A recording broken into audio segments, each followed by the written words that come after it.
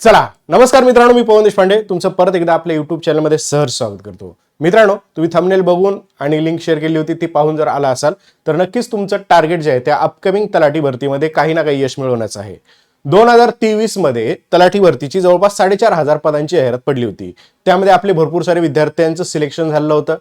त्या विद्यार्थ्यांमध्ये पहिल्यांदा अभ्यास करणारे विद्यार्थी, एक्स सर्व्हिसमॅन, मोस्ट ऑफ गृहिणींचं सुद्धा म्हणजे घर सांभाळत संसार सांभाळत अभ्यास करणाऱ्या मुलींचं सुद्धा या पदभरतीमध्ये भरपूर प्रमाणात सिलेक्शन झालं होतं.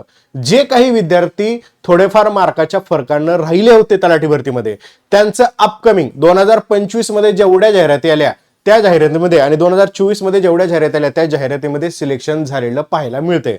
म्हणजे तुम्ही जर तलाठी भरतीचा परिपूर्ण अभ्यास केलात तर 100% तुमचं कोणत्या ना कोणत्या भरतीमध्ये सिलेक्शन जे आहे ते सिलेक्शन पक्क होऊ शकतं. त्यामुळं टू द पॉइंट बेसिक पासून अभ्यास करणं अतिशय महत्वाचं आहे. त्यावरतीच आजच्या सेशनमध्ये मी व्हिडिओ लेक्चर घेत आहे. लाईव्ह मध्ये तुमच्या उत्तराचा मी प्रयत्न करेन रिप्लाय करण्याचा, आणि जर रेकॉर्ड पाहत असेल तर कमेंट बॉक्समध्ये मी कमेंट टाकून ठेवा, त्याचा रिप्लाय करण्याचा प्रयत्न करेन.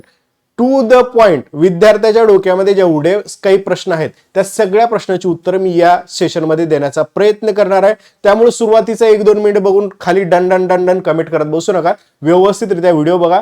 जर तुमच्या प्रश्नांचं निराकरण झालं नसेल तरच व्हिडिओच्या एंडला कमेंट करा. ओके, चला तर स्टेप बाय स्टेप एक गोष्टीला सुरुवात करूया. तलाठी भरती ग्राम महसूल अधिकारी, ज्यावरती माझी स्वतःची निवड देखील झाली होती. ओके, आणि माझी इच्छा आहे की भरपूर साऱ्या विद्यार्थ्यांचं या पदासाठी निवड जी आहे ती निवड झाली पाहिजे. ओके, तर मित्रांनो यामध्ये परीक्षेचं स्वरूप काय असतं, काय असल, परीक्षा एमपीएससी कडे गेली तर काय होईल सर, कंबाईन सारखं स्वरूप येईल का की सरळ सेवेचंच राहील, मग आम्ही नेमका अभ्यास कसा करायचा, आमचा अभ्यास करत असताना हे मनामध्ये प्रश्न येतात.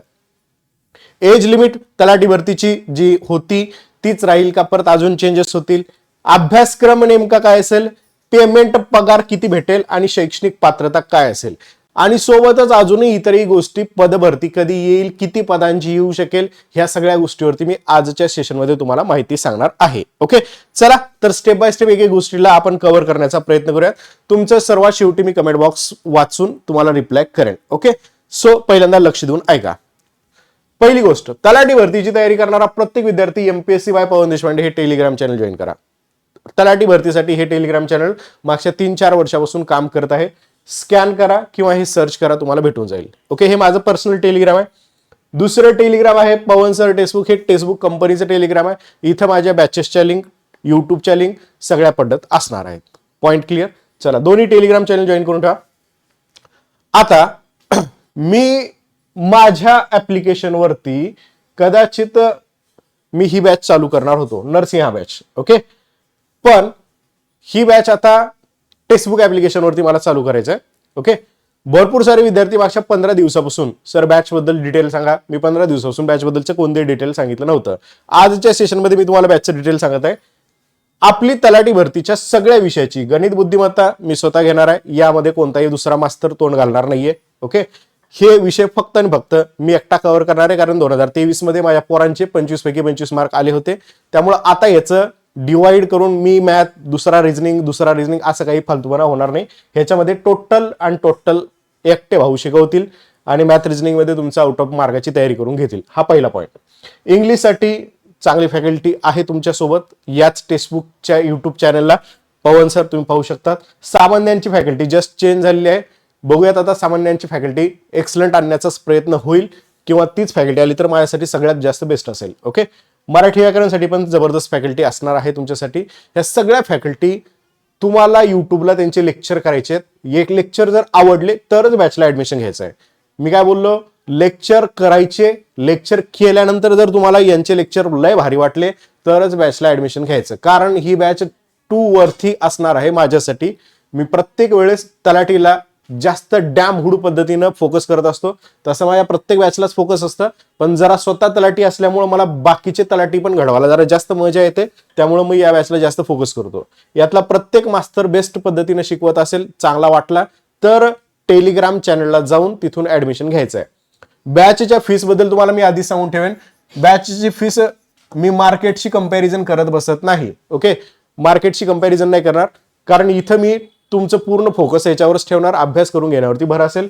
2499 ही फीस असेल आणि कदाचित बॅच लॉन्च होण्याच्या आधी तुम्हाला ही फीस जी आहे ही फीस 1999 असेल. अजून मी याबद्दलच खात्री देणार नाही तुम्हाला. ओके, अजून मी याबद्दलची तुम्हाला खात्री देणार नाहीये.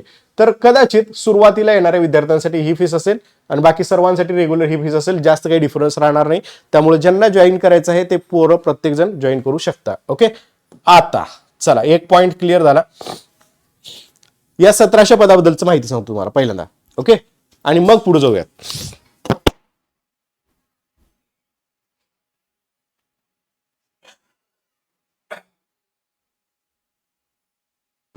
सर्दी ताप खोकला जास्त झाला होता. चला 1700 पदाबद्दलची माहिती. ओके, सध्याच्या घडीला मी सिस्टम मध्ये थोडंफार माहिती असल्यामुळे सांगेन हे पद मला वाटतं ह्याच्यापेक्षा जास्त पद येणार. ओके, ऍक्च्युअल मध्ये. आणि हे पदांची संख्या कदाचित 2500 असेल. पण लेटेस्ट माहितीनुसार माझा प्रत्येक शब्द लक्षात ठेवायचा. जर गव्हर्नमेंटनं 21 डिसेंबर पर्यंत आचारसंहिता आहे. ओके, 21 डिसेंबर पर्यंत आचारसंहिता आहे. 22 तिथं निकाल पण लागणार आहे आणि मग पुढच्या आणखीन इलेक्शन वगैरे सगळ्या गोष्टी होणार आहेत. तोपर्यंत माझी इच्छा डिसेंबरच्या एंडला निघूच नाही जाहिरात. कारण निघाली तर ही जाहिरात जाणार TCS कडे आणि भाऊ शासन पण प्रयत्न करणार TCS कडे जाहिरात टाकण्याचा. ओके, कारण डबल रेव्हेन्यू आहे. MPSC ची फीस 500 रुपये, ह्याची फीस 1000 रुपये. तर प्रयत्न TCS कडे जाण्याचा असू शकतो. नाकारता येत नाही. आपण सामान्य माणूस आहोत. गव्हर्नमेंटच्या समोर या गोष्टी आपण खूपच म्हणजे लहान आहोत. मी तरी लहान आहे या पद्धतीनं. ओके, जर TCS कडे गेली तर डिसेंबर एंडला जाहिरात पडू शकते. ओके, डिसेंबर एंडची तारीख वगैरे पकडून हे TCS कडे जाहिरात घालू शकतात. मग शक्यता मी आता सांगून ठेवतो तुम्हाला 1709 पद. ओके, लक्षात ठेवा. ही माहिती मंत्रालयातील माझे विद्यार्थी मला सांगतात. त्यांच्याकडून ही बऱ्यापैकी माहिती मला मिळत असते. 1709 पदाची जाहिरात असू शकते. पहिला आणि इम्पॉर्टंट पॉइंट. ओके, आता जर सर ही जाहिरात TCS कडे नाही गेली तर मी आधीच सांगून ठेवतो तुम्हाला पुढचे 7-8 महिने जाहिरात नाही पडणार. ओके, लक्षात ठेवा. जर हे डिसेंबर एंड जानेवारी स्टार्टला जर जाहिरात पडली नाही तर कदाचित 7-8 महिने जाहिरात पडणार नाही. ते परत थोडंसं लांबणीवर जाऊ शकते. दोन्ही गोष्टी तुम्हाला क्लिअर लक्षात ठेवायचं आहे. आता आपण काय करू शकतो तर आपण इतर ठिकाणी चर्चा जशा निगेटिव्ह करत असतो की जाहिरात 3-4 वर्ष येणार नाही, जाहिरात येणारच नाही, ह्या अशा चर्चा मी माझे बरेचसे मित्र 10 वर्षापासून करतात. ते अजूनही अभ्यास करत आहेत. ते बिचारे सोडत पण नाही येत आणि करत पण नाही येत. असं होत आहे. मग तुमची हालत त्या विद्यार्थ्यासारखी होऊ नये की जाहिरात येणार नाही अशा गप्पांमध्ये तुम्ही रमू नका. तुम्ही प्रॉपर अभ्यास करा. ओके, काय होईल तर याच्यासोबत दुसरे रिझल्ट येतील. आजच एका मुलीचा रिझल्ट आला लेखा कोशागारी डिपार्टमेंटचा. तलाठीपेक्षा बेस्ट पोस्ट लेखा कोशागारी आजच आला. मी थोड्या वेळ टेलिग्रामला त्या विद्यार्थ्याचा फोटो प्रतिक्रिया शेअर करतो. ओके, म्हणजे तुम्ही अभ्यासात राहा. तलाठीच नाही तर दुसरे डिपार्टमेंटच्या जाहिराती तुम्ही सहज पास करू शकता. चलो, हे पहिल्यांदा पॉईंट क्लिअर झाला की जाहिरात कधी येईल. डिसेंबर एंडला आली तर एवढ्या पदाची येऊ शकते. आली नाही तर कदाचित 7-8 महिने येणार नाही. ह्या पण गोष्टी क्लिअर ठेवा. पण त्यासाठी तुम्हाला आतापासून अभ्यास करावा लागेल. आता अभ्यासाचं स्वरूप आता 2 प्रकारचं स्वरूप असणार आहे. एक MPSC कडे असेल आणि दुसरं TCS कडे असेल. MPSC कडे गेल्यानंतर काय होईल आणि TCS कडे गेल्यानंतर काय होईल यावरती पण आपण बोलूयात. ओके, चला. परीक्षेच्या स्वरूपामध्ये जर TCS कडेच राहिलं तर तुम्हाला हे 4च घटक असणार. मराठी, इंग्रजी, सामान्य, बौद्धिक चाचणी, अंकगणित. हे 4च घटक तुमचे असणार आहेत. तुमच्या परीक्षेला असतील. ओके, TCS कडे गेलं तर आता 90% चान्सेस आहेत. 90% चान्सेस आहेत MPSC कडे गेल्यानंतर सुद्धा सरळ सेवेचे पेपर याच पॅटर्न होतील. ओके, मी काय बोललो 90% चान्सेस आहेत MPSC कडे गेल्यानंतर सुद्धा परीक्षा याच पद्धतीने होऊ शकेल. हा पहिला पॉइंट. सर 10% चान्सेस काय तर 10% चान्सेस जसं MPSC ची ग्रुप C ची एक्झाम होते, ग्रुप C आणि ग्रुप B ची एक्झाम होते, त्या पद्धतीनं सुद्धा 10% चान्सेस आहेत की तिथं पेपरचा पॅटर्न चेंज होऊ शकतो. आता मग आमच्या डोक्यात काय म्हणजे आमच्या डोळ्यासमोर आम्ही काय ठेवायचं तर मी तुम्हाला सांगेन की जरी असं चेंजेस होण्याची शक्यता असली तरी सुद्धा 99% तुम्ही काय केलं पाहिजे तर ह्या परीक्षेचा पॅटर्नच फॉलो केला पाहिजे. मराठी, इंग्रजी अशा पद्धतीनेच केला पाहिजे. ओके, हेच पक्क बनवा. आणि जर एमपीएससी कडे गेलं पॅटर्न चेंज झाला तर आपण नंतर दुसऱ्या लगेच पॅटर्नचे थोडाफार अभ्यासामध्ये चेंज होईल, तो अभ्यास आपण करणं अपेक्षित आहे. ओके, आताच्या घडीला की परीक्षा कोण घेईल या गोष्टीवरून तुम्ही अभ्यास करणं किंवा अभ्यासक्रम काय असेल ह्यावरून आपला अभ्यास थांबवणं हे चुकीचं आहे. तर 99.99% ह्याच अभ्यासक्रमाला फॉलो करून अभ्यासाला सुरुवात करा. ओके, तर एवढी गोष्ट लक्षात ठेवायचं आहे. आता तुमच्या सगळ्यांच्या कमेंट मी मात्र सर्वात शेवटी वाचण्याचा प्रयत्न करेन. ओके, तलाठी अभ्यास केला तर दुसऱ्या वॅकन्सीमध्ये सिलेक्शन होईल का? म्हणूनच मी सांगतो तुम्हाला. ओके, म्हणूनच मी सांगतोय की हा कमेंट केली की सर तलाठी अभ्यास केला तर दुसऱ्या वॅकन्सीमध्ये सिलेक्शन होईल का? तर 99% यार, तुम्ही जेव्हा तलाठीचा अभ्यास करताना तुमच्या सगळ्या घटकेच्या एक्झामचा तुम्ही सिलेक्शन काढू शकता, सगळ्या घटकेच्या. इव्हन माझे तलाठीचे विद्यार्थी जे आहेत ते तलाठीचे विद्यार्थी ग्रुप सी मध्ये भरपूर सारे सिलेक्शन आणले आहेत. ग्रुप सी एमपीएससी कडून होते तरी सुद्धा सिलेक्शन आणले आहेत, कारण त्यांच्या प्री मेन्स मध्ये भरपूर चांगला स्कोर त्यांनी करू शकले, कारण हे व्यवस्थित अभ्यास त्यांनी बनवला होता. त्यामुळे लक्षात ठेवा, हाच अभ्यासक्रम तुम्हाला परफेक्ट करायचा आहे. आताचं टार्गेट असलं पाहिजे 180 प्लस मार्काचं, आणि 180 प्लस मार्काच्या बाबतीची स्ट्रॅटेजी मी तुम्हाला एखाद्या नंतरच्या नेक्स्टच्या व्हिडिओमध्ये लाईव्ह सांगण्याचा प्रयत्न करेन. एक व्हिडिओ मी युट्यूबला पण टाकलेला आहे विषयानुसार अभ्यासाच्या तयारीचा, तो पण व्हिडिओ तुम्ही व्यवस्थितरित्या पाहणं अपेक्षित आहे. ओके, चलो. तर 180 प्लस मार्क कशा पद्धतीने किंवा 90 क्वेश्चन कशा पद्धतीने येतील हे पण सांगतो. एक लक्षात ठेवा, याला निगेटिव्ह मार्किंग नसतं. ओके, निगेटिव्ह मार्किंग नसतं, हा पॉईंट लक्षात ठेवा.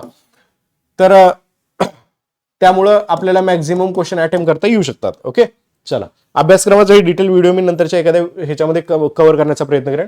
आता एज लिमिटच्या बाबतीमध्ये सांगेन तुम्हाला, ओपन कॅटेगरी असेल तर 18 ते 38 हे वय असतं, आणि अदर सर्वांसाठी 18 ते 43 हे वयाची एज लिमिट जी आहे ती एज लिमिट असलेली पाहायला मिळते. पदवीधरसाठी 55 वर्षापर्यंतची एज लिमिट असते. त्यानंतर स्वातंत्र्य सैनिकाचं नामनिर्देशन 45, भूकंपग्रस्त प्रकल्पग्रस्त 45, त्याच्यानंतर खेळाडूसाठी पण 45 अशी एज लिमिट जी आहे ती एज लिमिट आपल्याला पाहायला मिळते. एक्स आर्मीसाठी त्यांचे सर्व्हिस नंतरचे 3 वर्ष या पद्धतीच्या एज लिमिट जे आहेत ते एज लिमिट आपल्याला पाहायला मिळत असतात. ओके, चला, डन. तर शैक्षणिक पात्रतेच्या बाबतीमध्ये तुम्हाला परत एकदा बोलेन, शैक्षणिक पात्रता तुम्हाला डिग्री लागते फक्त, म्हणजेच पदवी, कोणतीही पदवी लागते. सर MSCIT लागतं का? MSCIT लागतं का? तर MSCIT नसलं तरी चालतं, तुम्ही 2 वर्षामध्ये कधीही MSCIT तुमचं कंप्लीट करून देऊ शकतात. तरी सुद्धा मी सांगेन की MSCIT केलं नसेल तर करून ठेवा, तुम्हाला फायद्यात राहील. ओके, तर हे सगळ्या गोष्टी क्लिअरली लक्षात ठेवायच्यात. पगार किती असतो? तर इन हँड सॅलरी तलाठी झाल्यानंतर पहिल्यांदा तुमची येते जवळपास 38 ते 40,000 रुपये. ओके, हा स्केल आहे या सेटचा, पण तुम्हाला इन हँड सॅलरी ही 38,000 ते 40,000 पर्यंत प्राप्त झालेली दिसून येते. Point clear? तर एवढ्या गोष्टी तुम्हाला ॲज इट इज लक्षात ठेवायच्यात. अजून काही इम्पॉर्टंट माहिती राहिली आहे का ते एकदा बघूयात. आता तुमच्या कमेंट वाचतो आणि कमेंटला रिप्लाय करण्याचा मित्रांनो मी प्रयत्न करतो. ओके, चला. आता जर तुमचे काही कमेंट असतील तर कमेंट सांगा. रेल्वेचे लेक्चर दुसऱ्या शिक्षकांकडे गेलेले आहेत मित्रांनो, त्यामुळे रेल्वेचे शिक्षक दुसरे आहेत ते लेक्चर घेतील. ओके,